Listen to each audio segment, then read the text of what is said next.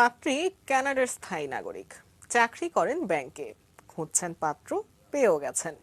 বিয়ের দিন তারিখ সবই ঠিকঠাক, কিন্তু বিয়ের আগের রাতেই বন্ধ হয়ে যায় সব যোগাযোগ। এরপর কি জানাচ্ছেন সাব্বির আহমেদ। বিয়ের জন্য অনেকেই অনলাইন ভিত্তিক বিভিন্ন ম্যারেজ মিডিয়ার শরণাপন্ন হন, কিন্তু এখানেও যে রয়েছে প্রতারণার ভয়াবহ ফাঁদ তা অনেকেরই অজানা। এমনই একটি ম্যারেজ মিডিয়া শাদী.com, যার মাধ্যমে অনেকেই খুঁজে নিয়েছেন জীবনসঙ্গী। এখানে পাত্র খোঁজার জন্য অ্যাকাউন্ট খুলেছেন এক সন্তানের জননী ডিভোর্সি সুমাইতা বেগম। যদিও এটি তার আসল নাম নয়, তার নাম শিরিন শায়লা সুমি। পাত্রী হতে চেয়ে লিখেছেন থাকেন কানাডার টরন্টোতে, ব্যাংকার, এখন দেশে এসেছেন। তাকে বিয়ে করলেই স্বামীকে নিয়ে যাবেন কানাডায়। আসলে সবই প্রতারণা। বলে যে আমি তো বাংলাদেশে এসেছি হলিডে কাটানোর জন্য, তো এখন আমাদের মধ্যে ভার্চুয়ালি বিয়েটা হয়ে থাক, আমি তোমার নিউ ইয়র্কে আসছি, এসে তোমাকে নিয়ে আমি কানাডা চলে যাই। এভাবেই একটি বিয়ের দিন তারিখ ঠিক হয়। তো বিয়ের মধ্যে এনগেজমেন্ট রিং কেনার একটা ব্যাপার চলে আসে, বা কিছু গিফট টিপ দেওয়ার ব্যাপার চলে আসে। সেই রিং বা আংটির জন্য সুমাইতার সুমি টাকা চায় যে আমার আঙ্গুলে মাপ অনুযায়ী আমি নিজেই এটা কিনবো, তুমি যদি পাঠাও হয়তো আমার আঙ্গুলে সেট নাও হতে পারে। তো সেভাবে দেওয়ান মাহবুব আমেরিকা থেকে কিছু ডলার পাঠায়, $2000 মতো, আর কিছু ক্যাশ টাকা পাঠায় বাংলাদেশে তার অবস্থানরত আত্মীয়ের মাধ্যমে। এই গিফট পাওয়ার পরে পরের দিন বিয়ে, কিন্তু রাত থেকেই তার মোবাইল নাম্বার বন্ধ হয়ে যায়।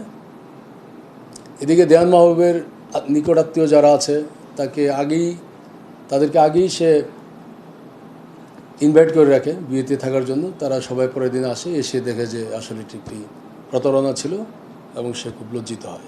মারিয়ানা বেগম সুরাইয়া শিরিন শায়লা বিভিন্ন সময়ে ব্যবহার করেন বিভিন্ন নাম, আর মোবাইলের বিভিন্ন অ্যাপ ব্যবহার করে ছবি এডিট করে পাত্র আকৃষ্টের চেষ্টা করেন।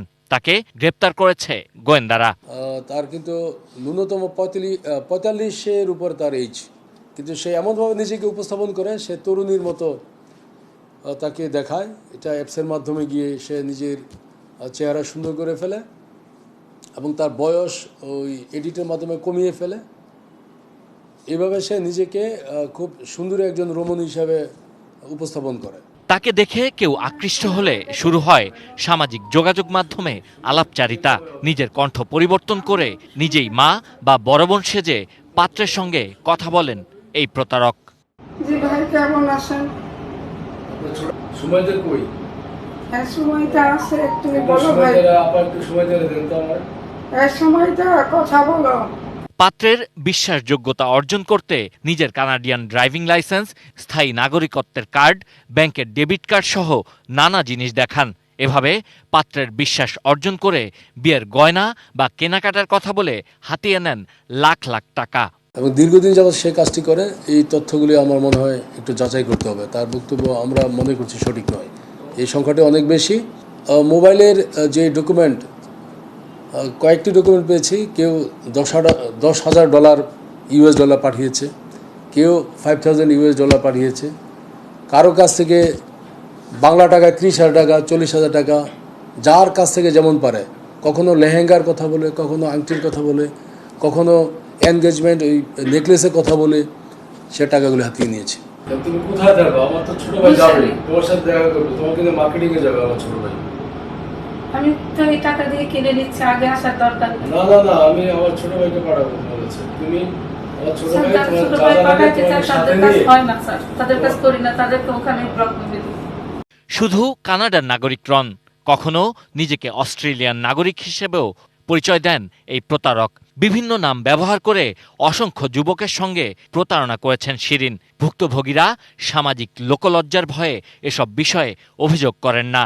তার মোবাইল থেকে আমরা প্রায় 8টি বা 10টি দেশের পাসপোর্ট পাই, কিছু ড্রাইভিং লাইসেন্স পাই এবং কিছু পাই পার্মানেন্ট রেসিডেন্টশিপ, এইগুলি ডকুমেন্ট পাই। এই ডকুমেন্টগুলি সবই হলো সাজানো, বানানো এবং কম্পিউটারে এডিট করে সে হলে এগুলি তৈরি করে বিদেশে যারা থাকে, বিয়ে প্রত্যাশী পাত্র তাদেরকে সে এই ফাঁদে ফেলে তাদের কাছে টাকা সে হাতিয়ে নেয়, এটি তার পেশা। যদিও মজার বিষয় হলো তার নিজের কিন্তু স্বামী আছে, তার একটি কন্যা আছে, তার পুরো পরিবারই এই কাজে জড়িত। শুধু বাংলাদেশ না, ভারত পাকিস্তানের নাগরিক যারা আমেরিকায় বা অস্ট্রেলিয়াতে আছে, কানাডায় আছে, ইংল্যান্ডে আছে, তাদেরকে টার্গেট করে এইভাবে বিয়ের প্রলোভন দেখিয়ে প্রচুর টাকা হাতিয়ে নেয়। শারীরিক ভদ্রলোককে আমাকে এই কথাই জিজ্ঞেস করে অস্থির যে সে কি ব্যবসা করবে, সে কি বিজনেস করবে, সে কবে কতদিন লাগাত তার কাগজপত্র হবে। স্বল্প শিক্ষিত হলেও তিনি বেশ কয়েকটি ভাষায় কথা বলতে পারেন। বোনের পরামর্শে প্রতারণা শুরু করেন শিরিন। তার এসব ফেক ডকুমেন্ট তৈরি করে দেন তার সঙ্গে গ্রেপ্তার খলিলুর রহমান। সে হলো দেখেন কন্ট্রোনালি চাপ দিয়ে ভিডিও কনফারেন্সের মাধ্যমে বা পরিবারের কেউ সশরীরে পাত্রী দেখলে এ ধরনের প্রতারণা থেকে রক্ষা পাওয়া সম্ভব বলে মনে করেন গোয়েন্দারা। শিরিনের প্রতারণায় অন্যতম সহযোগী তার স্বামী এবং বড় বোনকেও খুঁজছে গোয়েন্দারা। সে একই কণ্ঠে 3 থেকে 4 জনের কথা মানে কণ্ঠনকল করে কথা বলতে পারে। সে নিজেই পাত্রী সেজে কথা বলে, আবার নিজেই মা সেজে কথা বলে, আবার নিজেই সে বড় বোনের চরিত্র অভিনয় করে। এইভাবে সে উর্দু, আরবি এবং ইংলিশ কিছু কিছু বলতে পারে, বাংলা তো পারেই, বাংলাদেশের মানুষ। তো এইভাবে খুব সুচারুরূপে সে এই প্রতারণা কাজটা করে যাচ্ছে দীর্ঘদিন যাবৎ। Sabbir Ahmed, ATN news, Dhaka. কিভাবে ভিক্টিমাইজ করছে।